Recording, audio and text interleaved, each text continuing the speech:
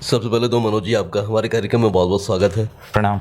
आज हम बात कर रहे हैं संत कबीर की। ज्येष्ठ पूर्णिमा को हम उनकी जयंती मनाते हैं।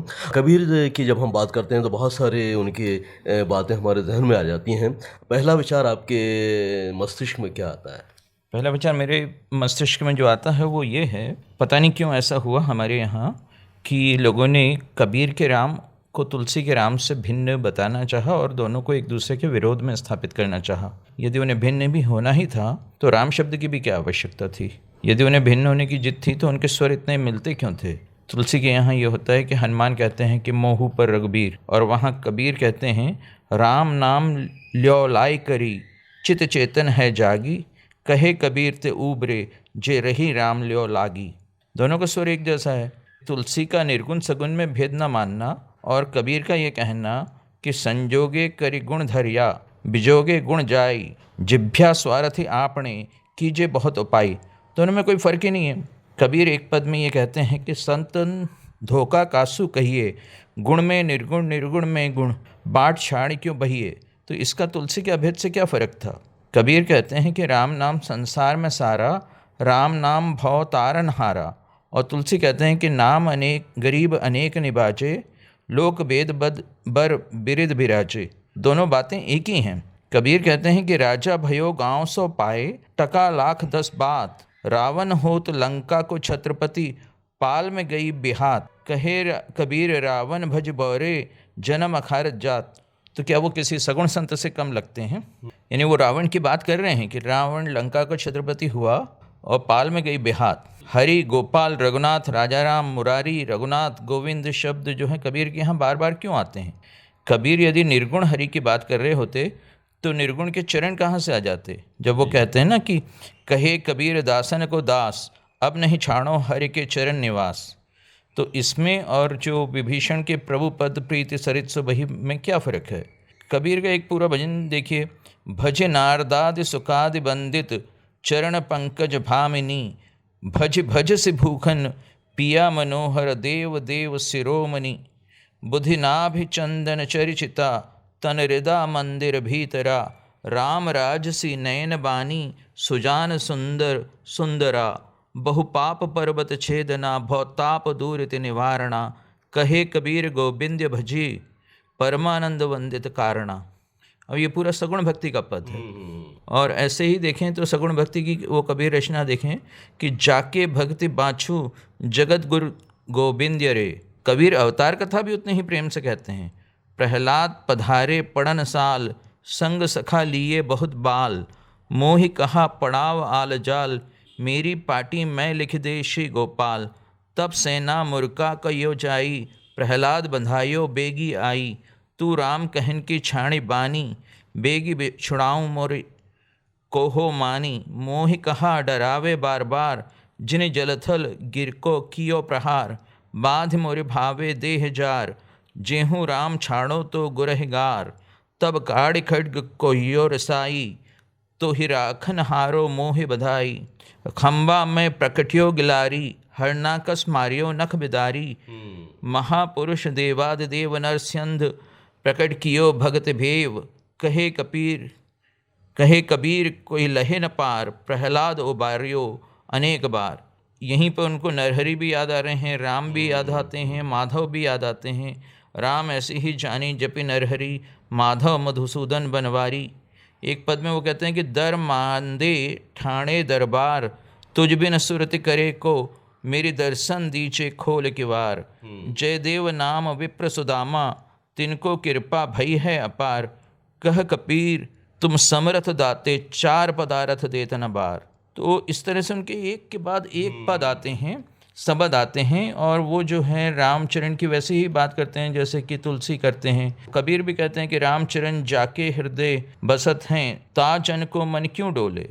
और विभीषण भी वो राम से मिलने जाते हैं तो बार बार राम के पद का ही ध्यान करते हैं। कहने का तात्पर्य यह है कि निर्गुण के साथ साथ उनके ऐसे दोहे भी हैं जो सिद्ध करते हैं कि उन्होंने सगुण धारा को अपनाकर भी बहुत कुछ लिखा है। हाँ, इन्हें कुछ लोगों ने ये सिद्धांत प्रतिपादित करने की कोशिश की कि मध्यकाल में निम्न जाति के संत थे, उनको निम्न जाति का होने के कारण मंदिर में प्रवेश का अधिकार नहीं था और इसलिए उन्होंने निर्गुण के पद कहे। आधुनिक जो कुछ ऐसे लोग हैं जो भारत का जो है जाति आधार पर बाल्कनाइजेशन करना चाहते हैं, वो इस तरह के सिद्धांत प्रतिपादित करते हैं, जबकि कबीर निर्गुण भक्ति के पद भी कहते हैं और सगुण भक्ति के पद भी कहते हैं, ठीक वैसे ही जैसे कि तुलसी करते थे। और फिर कबीर को भी बार बार हम लोग जो हैं खेमों में और खांचों में जो है देखने की कोशिश करते हैं, जो कबीर के साथ अन्याय है। जैसे कुछ लोग थे जो कबीर को ज्ञान मार्गी कहते रहे और कहते रहे कि कबीर ज्ञान मार्गी कवि हैं और जयसी जो है वो प्रेम मार्गी कवि हैं। कबीर जिनको आप ज्ञान मार्गी कह रहे हो, वो कहते हैं कि अब क्या कीजिए ज्ञान बिचारा, निज निरखत गत व्यवहारा, झूठा जब तब झूठा ज्ञान, राम मान बिन झूठा ध्यान। और तुलसी के काव्य को जो है राम की भक्ति मार्गी शाखा कहा गया, जबकि तुलसी ये कह रहे हैं कि सोहना राम प्रेम बिन ज्ञानू, करन धार बिन जिमि जल जानू। वही बात जो कबीर कह रहे हैं, दोनों मिलती जुलती बात कर रहे हैं। और कबीर राम ही नहीं, रघुनाथ की भी बात करते हैं कि तू माया रघुनाथ की, खेलण चढ़ी अहेड़े। और अवतारों का बड़ा विस्तृत उपयोग करते हैं। अवतार परंपरा जो है हमारे यहाँ कि बजर परो इति मथुरा नगरी, कान पियासा जाई रे, एक दहेड़िया दही जमायो, दूसरी पर गई साई रे, इही बानी खेले राही रुकमनी, उही बनी कान अहीरा रे, आस पास तुलसी को बिरवा, माही द्वारिका गाँव रे, तहाँ मोरे ठाकुर राम राई है, भगत कबीरा नाव रे। निर्गुण सगुण में ही नहीं, जातियों के भी और भी छोटे समय खेमों में उलझाने में हमारे आधुनिक आलोचक गण लगे हैं। तो वे कबीर के उस पद के बारे में क्या कहेंगे जिसमें वो सरासर एक गैर प्रगतिशील बात कहते थे। पूरब जनब हम ब्राह्मण होते, वोछे करम तब ही ना, रामदेव की सेवा चूका, पकड़ जुलाहा कीना। यहाँ तो वो पूर्व जन्म में अपने को ब्राह्मण बताते हैं और यहाँ आधुनिक आलोचक गण जो हैं कबीर को ब्राह्मण विरोधी सिद्ध करने की कोशिश करते हैं। कुछ तो यहाँ तक पहुंचे कि कबीर को वेद विरोधी कहने लगे। और जबकि कबीर ये कहते थे कि वेद कतेब कहो मत झूठे, झूठा जो न विचारे। तो वो नहीं कह रहे थे कि वेद की किताब को झूठा कहा जाए, वो ये कह रहे थे कि झूठा वो है जो विचार नहीं करता। लेकिन आधुनिक कुछ आलोचक गणों ने अपनी संकीर्ण मनोवृत्ति के चलते कबीर को वेद के विरुद्ध भी खड़ा कर दिया।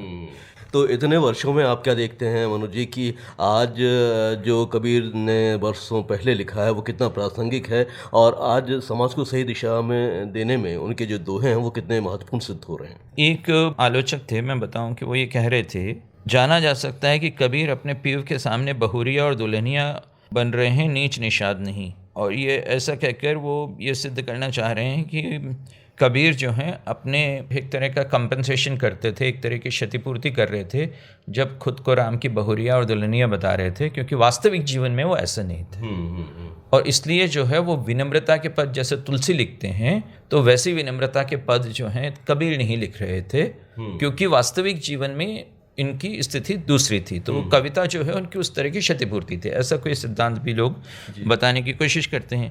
लेकिन यदि ऐसे लोग जो हैं कबीर को पूरा पढ़े होते तो उन्हें ये लिखने से पहले ये भी पता होता कबीर तो इतने विनम्र थे कि स्वयं को राम की कुतिया कहने से भी नहीं चूकते थे। कबीर कुता राम का, मुतिया मेरा नाम। आज हम उनके जो दोहे हैं उनसे क्या सीख सकते हैं और कितने प्रासंगिक हैं आज के दौर में भी हमारे लिए? कबीर तो आज तो बहुत ही ज़्यादा प्रासंगिक हैं, जब हम लोग देख रहे हैं कि सारी चर्चाएं, सारे विवाद चल रहे हैं। अब याद आता है कि हमें कबीर क्यों कहते थे कि कांकर पाथर जोड़ के मस्जिद लई बनाए, ताचरी मुल्ला बांग दे, बहरा हुआ खुदाए। आज आप देखिए तो कितने आधुनिक तरीके से वो सब बातें जो हैं सामने आती हैं। ऐसे बहुत सारी चीज़ें हैं जो हम देखते हैं कि इस युग में हमें कबीर की याद जो है नए तरह से करने को प्रेरित करती हैं। तो आज इतने वर्षों बाद भी यदि हाँ जो विद्यार्थी हैं, जो ख़ासतौर से युवा वर्ग है, वो कबीर से क्या सीख सकता है?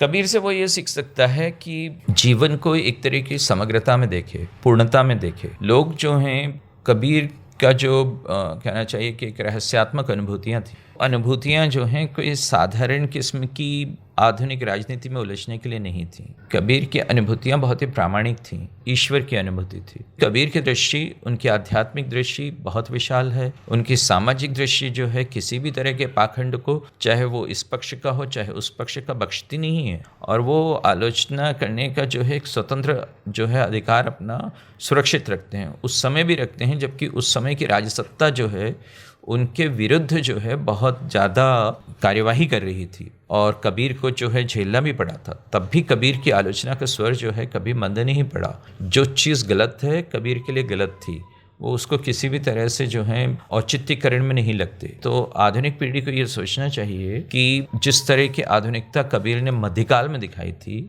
उस तरह की आधुनिकता वो आधुनिक काल में क्यों नहीं दिखा पा रहे हैं, क्यों ब्लिंकर्ड विज़न के साथ वो लोग चल रहे हैं। ज़रूरी है कि किसी भी तरह के सीमित टनल विज़न के साथ न चलकर एक पूरे बृहत्तर रूप से जो है सोचा जाए सत्य के बारे में, जो कबीर ने किया। अच्छा, बहुत सारे लोग आज कबीर को गा रहे हैं, जैसे प्रहलाद टिपाणिया जी हैं और भी ऐसे कलाकार हैं जिन्होंने कबीर को दूर दूर तक पहुंचाने की कोशिशें की हैं। इसे लेकर क्या कहते हैं आप? हाँ, यानी कबीर को लेकर दो तरह की चीज़ें। एक तरफ तो शास्त्रीय परंपरा है, तो हम कुमार गंधर्व का जो कबीरा है वो सुनते हैं, हिरणा समझ बूझ बन चढ़ना।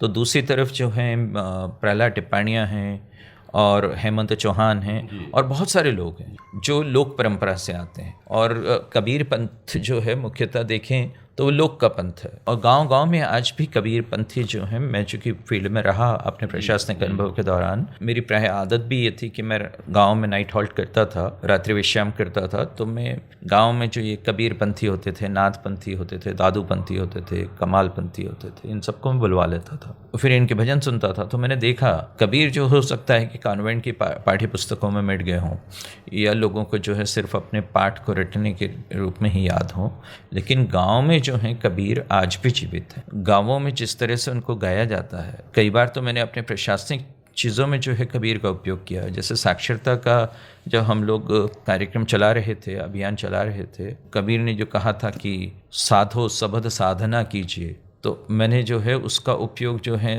झाबुआ में किया था और मंदसौर में किया था, राजगढ़ में किया था कि शब्द साधना, शब्द साधना, वो अक्षर ज्ञान, वो कबीर ने कहा था उस समय। तो ऐसे बहुत सारे तरीके हो सकते हैं कि जिसमें हम कबीर को जो है आधुनिक समय में प्रयोग कर सकते हैं उस तरह के समाज के निर्माण के लिए जो कबीर का स्वप्न था। तो चलते चलते आपका मनोज जी हमारे सुनने वालों के लिए संदेश क्या रहेगा कबीर जयंती पर? मेरा संदेश तो यही है कि जो कबीर का संदेश है, सत्य को अनुभूत करो, सत्य को खुद पहचानो और उसको जो है उधार मत मांगो। सत्य की उधारी नहीं होती, प्रेम की उधारी नहीं होती। ज्ञान जो है उसका प्रयोग इस तरह से करो कि हमारे समाज का जो है निरंतर परिष्करण होता चले, संस्करण होता चले। संस्कृति एक ऐसी चीज़ नहीं है कि जो किसी रिक्त की तरह, किसी जो है विरासत की तरह, किसी हेरिटेज की तरह हमें प्राप्त होती है। संस्कृति जो है संज्ञा से कहीं ज़्यादा एक क्रिया को द्योतित करती है, यानी संस्कार करना, परिष्करण करना। समय की जो धूल, कालिक, जंग, मैल जो जम गया है, उसको साफ करके जो चीज़ सामने आती है वो संस्कृति है। कबीर जो हैं वो इसी तरह से हमारे समाज का संस्करण कर रहे थे, परिष्कार कर रहे थे अपने काव्य के माध्यम से। वो चीज़ जो है आज भी जारी रहनी। इस बातचीत के लिए उतना समय देने के लिए बहुत बहुत शुक्रिया। थैंक्स।